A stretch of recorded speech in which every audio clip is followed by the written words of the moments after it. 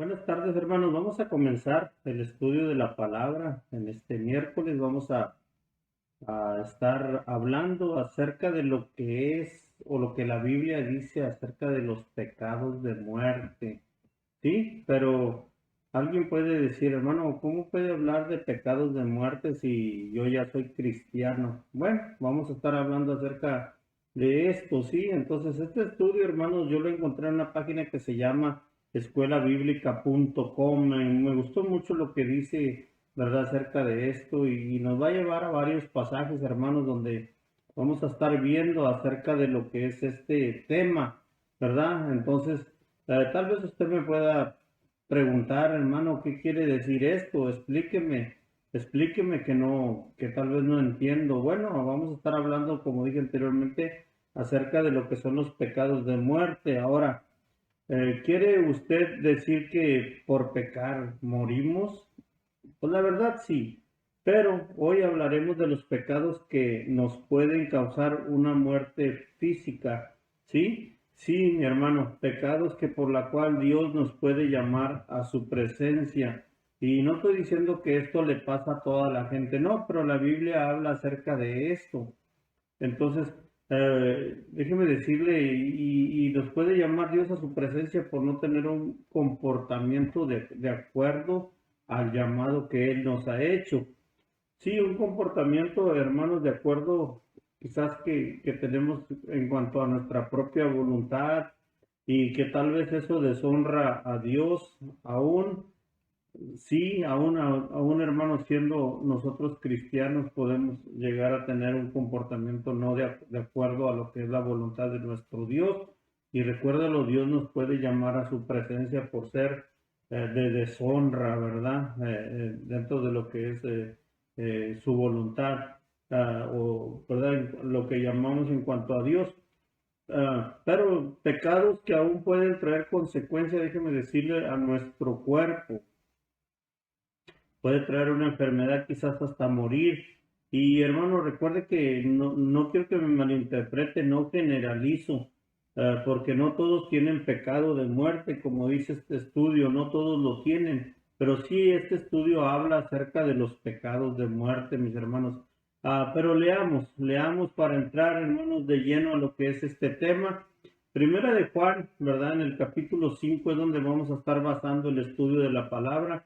Y aquí Juan habla del conocimiento, para empezar, habla del conocimiento que debemos de tener acerca de la vida eterna o la seguridad o la convicción que cada cristiano debe de tener en cuanto a la vida eterna. Entonces, recuerde, cuando habla acerca del conocimiento es que nosotros ya lo sabemos, ya estamos enterados, ya debemos de estar meditando en esto en cuanto a la vida eterna. Y este pasaje al final, para desarrollarlo y que usted no me vaya a malinterpretar, este pasaje al final, hermanos, dice que nosotros no debemos de pecar. Entonces, si no queremos entrar en esos pecados de muerte, ¿verdad?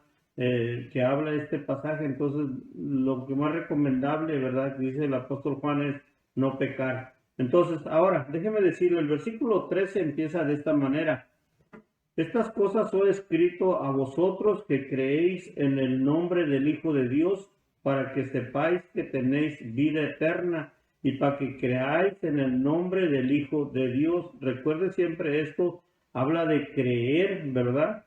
Para que nosotros creamos, ¿verdad?, que tenemos la vida eterna. Entonces recuerde que aún Efesios habla acerca del yelmo de la salvación y habla de la protección que deben de tener aún, déjeme decirlo de esta manera, nuestros pensamientos, sí, porque muchas veces nuestros pensamientos nos hacen o nos pueden hacer caer. Entonces, acuerde que Efesios habla acerca de esto, de esa protección que debemos de tener cada uno de nuestra mente, pero aquí Juan está hablando de que nosotros cuando creímos en el nombre del Hijo de Dios, dice para que sepáis que tenéis, dice, vida eterna. Entonces está hablando de que nosotros siempre debemos de tener presente sabiendo que tenemos la vida eterna en Cristo Jesús. Dice el versículo 14, y esta es la confianza que tenemos en Él, que si pedimos alguna cosa conforme a su voluntad, Él nos oye. Y si sabemos que Él nos oye en cualquier cosa que le pidamos, sabemos que tenemos la petición que le hayamos hecho. Y dice el versículo 16, y si alguno viere a su hermano cometer pecado que no sea de muerte, pedirá y Dios le dará vida. Esto es para los que cometen pecado que no sea de muerte. Hay pecado de muerte por la cual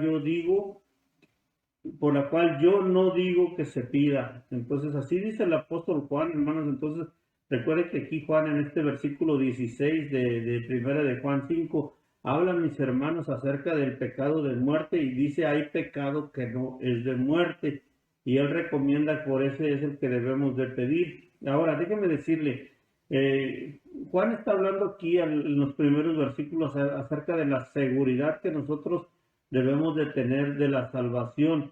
Hemos visto, mis hermanos, que Juan ha presentado de una manera muy clara lo que quiere decir ser salvo, lo que quiere decir ser un creyente.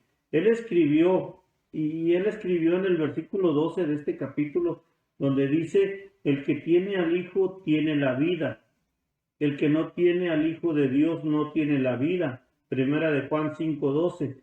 Es decir, que es aquel que él ha presentado en este pasaje, aquel que vino por agua y sangre, aquel que es Hijo de Dios, que nació de una virgen, Dios manifestó en un cuerpo humano, que murió en la cruz por nuestros pecados y que resucitó de entre los muertos.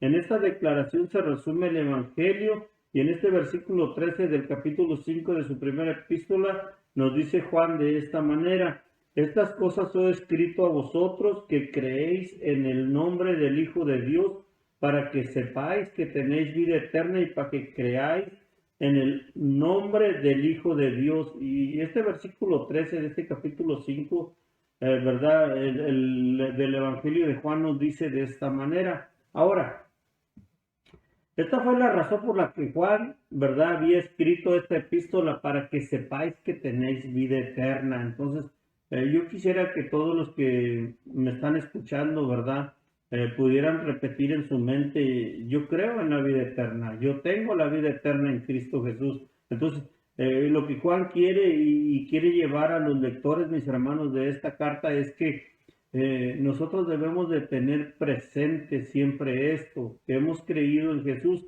y que debemos de tener esa seguridad, esa convicción acerca de lo que es la vida eterna. Ahora, este fue también el propósito del Evangelio por el cual Juan lo escribió, tal como lo expresó, hermanos, en el capítulo 20, versículos 30 y 31.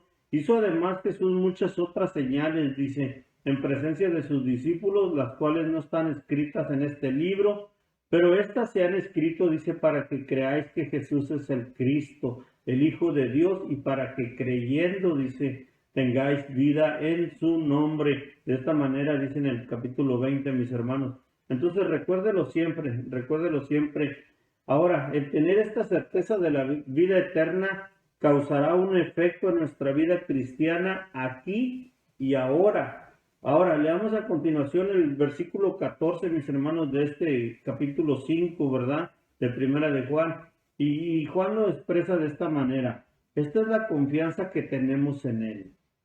Que si pedimos alguna cosa conforme a su voluntad, dice, Él nos oye. Entonces está hablando de esa confianza que nosotros debemos de tener, ¿verdad? De esa seguridad que nosotros debemos de tener acerca de lo que es la salvación en Cristo Jesús. Si usted ha creído, usted tiene que tener esa seguridad, porque a veces se pregunta, oye, aún a los que van a la iglesia, y verdad, alguien dijo que no todos los que van a la iglesia son cristianos, pero a veces ya tienen tiempo en las cosas de Dios y se les pregunta, oye, ¿eres salvo?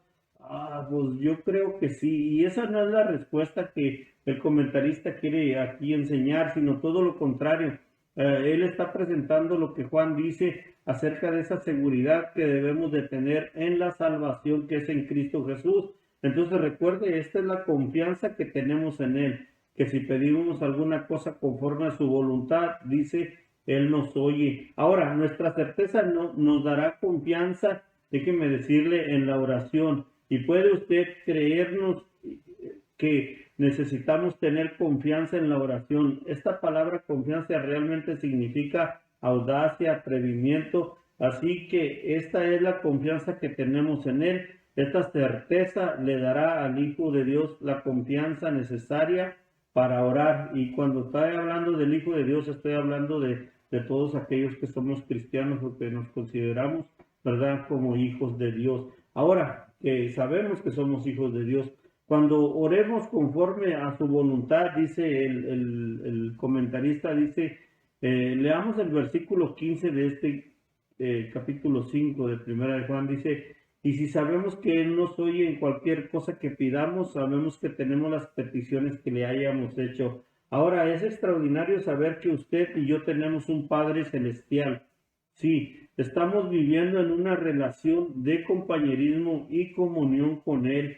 Si somos conscientes de que no hay pecado en nuestra vida y si no hay ningún otro estorbo para que la oración, ¿verdad?, sea hacia Dios, entonces, o esa oración en nuestra vida no tenga, como dice el comentarista, estorbo. Ahora, podemos tener la confianza de que oirá lo que pedimos y contestará nuestra oración. Y cuando yo leí acerca de esto, yo recuerdo un comentario que yo leí hace tiempo, mis hermanos, donde dice acerca de que Dios contesta nuestras oraciones, sí, pero mayormente llegó a decir alguien, y yo lo leí, ¿verdad? En algo lo leí, donde dice que Dios contesta primero las oraciones, ¿verdad? Que son espirituales, que tienen que ver con nuestra vida espiritual, que tienen que ver con nuestra fe. No es porque le pidamos una casa y ya nos va a dar una casa, no. Recuerde que la Biblia nos recomienda que debemos de buscar primeramente el reino de Dios y su justicia, y luego dice que todas las cosas serán añadidas. Entonces, no es porque pidamos una casa y no nos da una casa, no. Recuerde, este comentario que yo leí dice que mayormente Dios nos contesta las cosas que son espirituales y que tienen que ver con su reino. Entonces las cosas después serán añadidas, recuérdelo siempre esto. Ahora, es extraordinario saber que usted y yo tenemos un Padre Celestial, ¿no es verdad? Podemos tener la confianza de que oirá lo que pedimos y contestará, dice, nuestra oración. No hemos de acercarnos a Él con desconfianza o con la actitud de un mendigo que implora, sino que lo haremos con una confianza tan osada como respetuosa para pedir, dice, que se cumpla la voluntad de Dios en lo que nosotros hemos de pedir, mis hermanos. Entonces Juan dice que Él nos oye, que Él nos escucha, ¿verdad? Si hemos creído en Él, si somos sus hijos, Él es nuestro Padre, entonces todo lo que nosotros pidamos a Él nos lo dará. Pero recuerde siempre, ¿verdad? Como alguien dijo en otra ocasión, que no sea algo como un capricho, sino que más bien que sea una necesidad, y Dios ve, mis hermanos, recuérdelo siempre, ve nuestras necesidades y Él suple, dice la palabra, conforme a sus riquezas en gloria. Ahora continuemos leyendo, mis hermanos, el versículo 16 de este quinto capítulo, donde dice, si alguno ve a su hermano cometer pecado que no sea de muerte, pedirá y Dios le dará vida. Esto es para los que cometen pecado que no sea de muerte. Hay pecado de muerte por la cual yo digo no se pida. Así dice el Evangelio, Primera de Juan 5. Ahora, la palabra muerte aquí se refiere a la muerte física, no es ninguna referencia a la muerte espiritual, porque el Hijo de Dios tiene la vida eterna. Juan estaba diciendo que los creyentes pueden cometer un pecado a causa del cual su Padre Celestial los llamará al hogar, es decir, que Él los removerá físicamente de esta vida porque quizás estén siendo una deshonra para Él. Entonces, recuerden, mis hermanos, que Dios está al control de todas las cosas. Y déjenme decirle, observamos a algunos personajes en la Biblia, mis hermanos, que han cometido este tipo de pecado, el pecado de muerte. Y el comentarista dice de esta manera: en el Antiguo Testamento tenemos que Moisés y Aarón cometieron un pecado de muerte. Usted recordará que Moisés se enojó cuando los hijos de Israel imploraban que les dieran agua. Entonces, en vez de hablarle a la roca como Dios lo había dicho, la golpeó 2 veces. Él ni siquiera debería haber tocado aquella roca que ya había sido golpeada antes una vez, y Moisés debió haber confiado y seguido las instrucciones de Dios, la roca había de ser un ejemplo o figura de Cristo. En 1 Corintios 10:4 el apóstol Pablo escribió, ¿verdad? Y dice, versículo 4, y todos bebieron de la misma bebida espiritual, porque bebían de la roca espiritual que los seguía. Esa roca era Cristo. Cristo y Moisés, dice que era Cristo. Moisés estropeó esa figura al golpear la roca 2 veces. Y veamos las consecuencias en Números 20:12, donde dice, solo murió una vez. Ahora es cierto, en cierto sentido, Moisés arruinó ese tipo haciendo lo que hizo, y Dios dijo a Moisés y a Aarón, por cuanto no creísteis en mí para santificarme delante de los hijos de Israel, por tanto no entraréis en esta congregación en la tierra que les he dado. Hubo una restauración para Moisés en el sentido en que pudo continuar guiando al pueblo. Sin embargo, él comenzó a rogarle a Dios que lo perdonara y le permitiera entrar en la tierra, pero el Señor le dijo que aunque le había restaurado a su lugar de liderazgo al frente del pueblo, el Señor le dijo que no iba a entrar en la tierra prometida. Ahora, en el Nuevo Testamento tenemos otro ejemplo y nos referimos a lo que el libro de los Hechos dice, ¿verdad? En cuanto a Ananías y a Zafira. Ahora, ellos formaban parte de la iglesia primitiva y se les encontró culpables de mentira. Entonces, como nosotros lo pudiéramos leer, hermanos, en Hechos capítulo 5, del 1 al 11. Ahora, una de las cosas es que ellos estuvieron dispuestos a dar una impresión falsa a aquella iglesia primitiva y llegaron hasta el extremo de vivir una mentira. A causa de ello, Dios los removió, dice, de esta escena terrenal. ¿Y cuántos de nosotros, hermanos, no conocemos la historia de Ananías y Zafira, mis hermanos, verdad? En la cual dice la palabra que trataron de mentir al Espíritu Santo. Y primero cayó el muerto y luego cayó ella muerta, ¿verdad? Delante de todos los que estaban en ese momento presente. Ahora, otra de las cosas, mis hermanos, tenemos también otro incidente como este. Se menciona en la primera epístola a los Corintios, donde dice, algunas personas se habían estado embriagando en la cena del Señor y estaban perdiendo de vista totalmente el significado de la misma. Y entonces el apóstol Pablo les escribió lo siguiente, por la cual hay muchos enfermos y debilitados entre vosotros y muchos duermen. Primera de Corintios 11:30, es decir, que estaban muertos, ¿verdad? Pablo estaba diciendo que ellos habían cometido un pecado de muerte. Entonces recuerde que por haber mentido al Espíritu Santo, ¿verdad? Esto les ocasionó la muerte. Entonces, ¿cuál es el pecado de muerte? Ya lo hemos leído en estos pasajes. Ahora, en este punto alguien podría preguntar, ¿cuál es ese pecado de muerte? Bueno, para comenzar debemos aclarar que Juan no estaba hablando de un pecado imperdonable. Aquí estamos hablando de un pecado que implica la muerte física, no la muerte espiritual. Estas personas eran hijos, hijas de Dios. Él nunca las habría llevado al hogar celestial si no hubieran sido sus hijos o sus hijas. El Señor nos castiga, ¿verdad?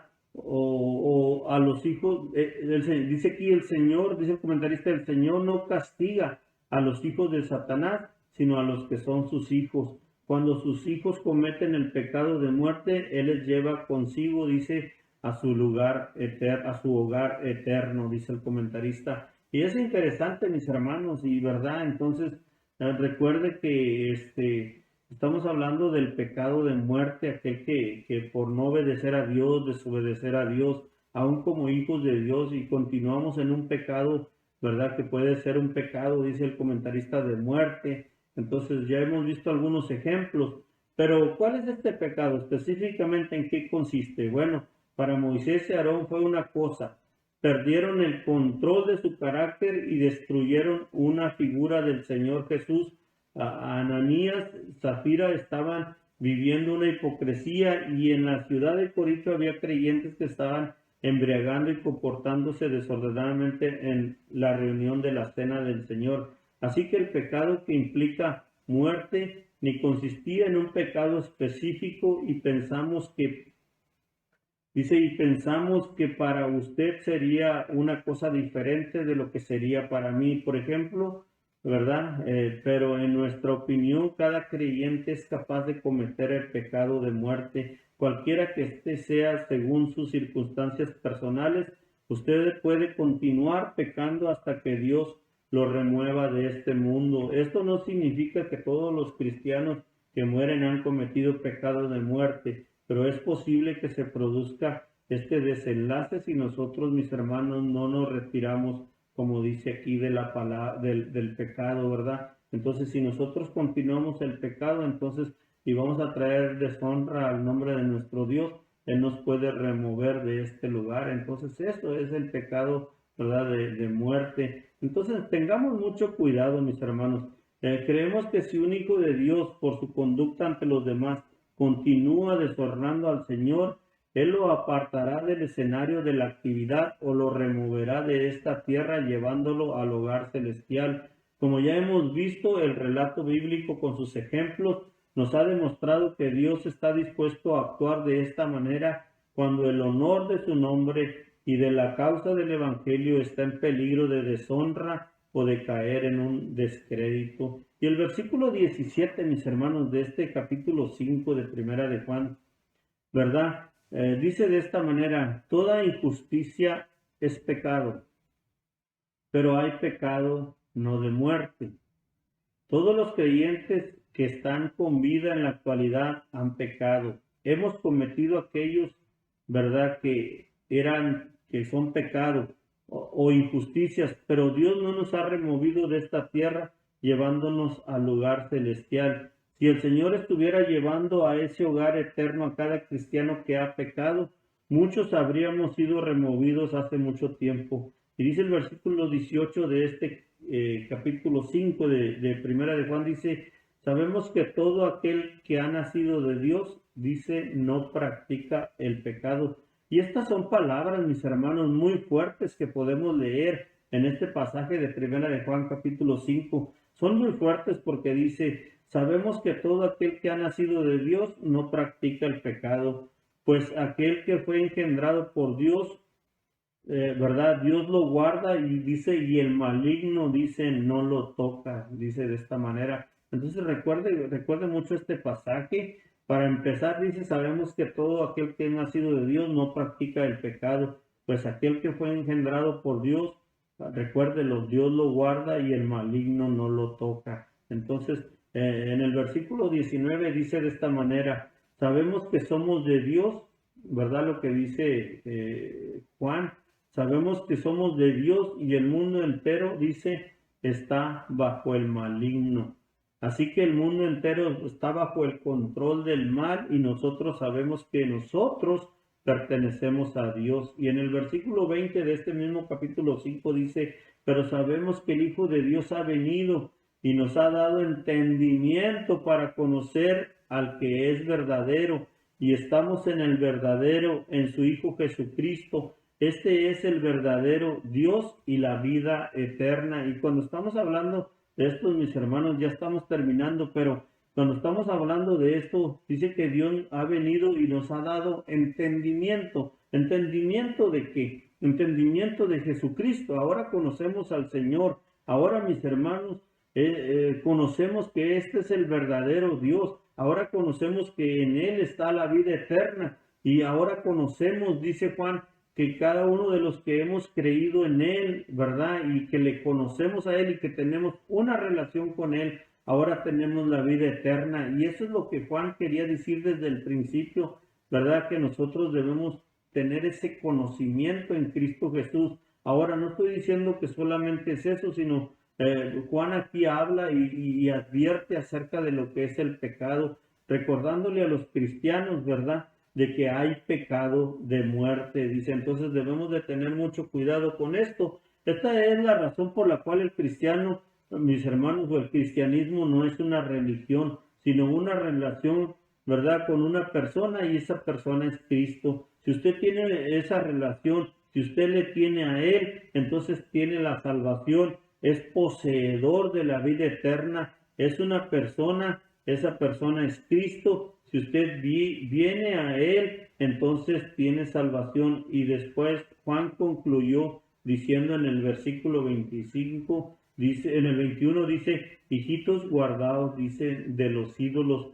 Y cuando dice guardados de los ídolos, recuerden, mis hermanos, que cualquier cosa que se interponga entre Cristo y el creyente es un ídolo. Pero Juan advierte acerca de la idolatría de aquello que ocupa el lugar del Señor. Entonces, mis hermanos, cuando Juan está hablando acerca de esto, recuérdelo siempre, ¿verdad? Él está enseñando a la iglesia, ¿verdad? De que primero tenemos el conocimiento del Señor Jesús y al estar nosotros en Él, ¿verdad? O Él vivir en nuestro corazón y tener esa relación con Él, ahora nosotros, dice, tenemos la vida eterna. Y mis hermanos, de esta manera queremos concluir en esta tarde. Gracias, muchas gracias por su atención. Espero que esto le haya ayudado, mis hermanos, como me ha ayudado en lo personal a mí. Entonces, recuerden siempre esto, ¿verdad? Lo que decía el apóstol Juan, sabemos que somos de Dios, mis hermanos. Ahora sabemos que somos de Dios. Entonces, de esa manera concluimos. Vamos a orar a nuestro Dios y le decimos, Padre, gracias por ese conocimiento que tenemos en Cristo Jesús. Y Padre, rogamos para que, Señor, a diario tú, Señor, nos ayudes a no pecar contra ti, Señor. Ayúdanos a no caer en ese pecado de muerte, sino todo lo contrario, de tratar de buscar hacer tu voluntad, Señor, y de ser obedientes a ti, Padre. Ayúdanos, Señor, en lo que tu palabra dice. Y, Señor, bendice a aquellos que están escuchando, Señor. Y si hay alguien que tiene una necesidad, tal vez espiritual, tú ayúdale, Padre. Gracias te damos en esta hora y oramos a ti en Cristo Jesús. Amén.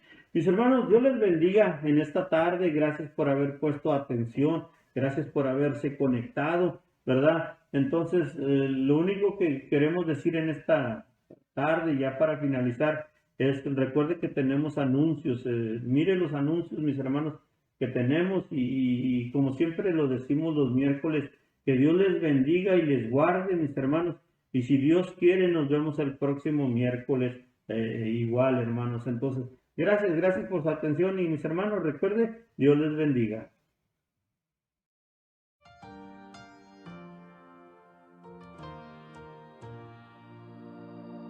De día, de noche, me acompañarás, tu luz y tu sombra me protegerán.